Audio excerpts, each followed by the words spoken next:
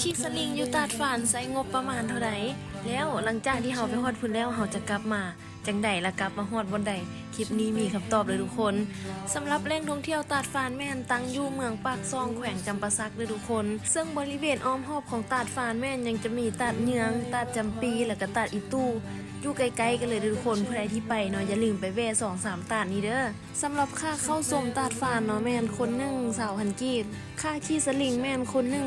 820,000 กีบและค่าถ่ายวิดีโอแม่นคนหนึ่ง190,000 กีบซึ่งรวมๆแม่นจะตกอยู่ประมาณ